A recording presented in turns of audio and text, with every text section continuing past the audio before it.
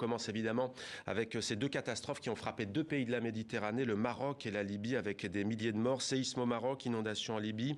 Salma Emoumni, vous avez de la famille, des racines à Tanger, ville qui se trouve sur la côte, qui a donc heureusement été épargnée par cette catastrophe, mais on imagine que vous avez passé du temps au téléphone ces derniers jours.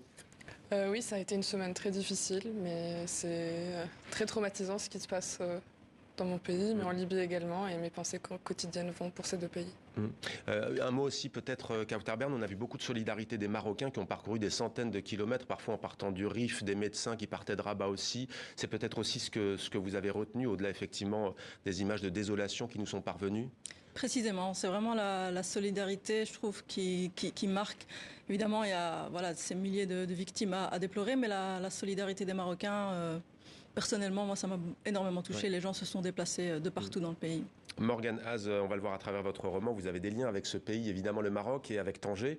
Comment est-ce que vous avez vécu ces derniers jours cette catastrophe? Vous avez eu des coups de fil, j'imagine?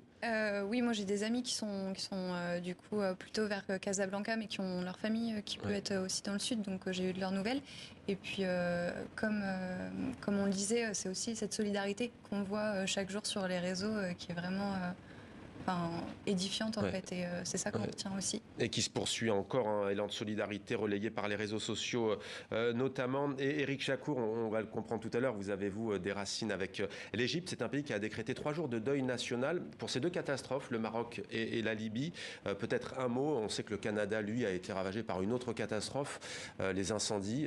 Comment est-ce que vous avez vécu ces événements? On se sent toujours impuissant dans des situations pareilles, donc les mots sont très faibles, mais bien sûr, solidarité extrême avec ces deux pays, avec les populations. Puis derrière les images, il y a toujours les catastrophes personnelles.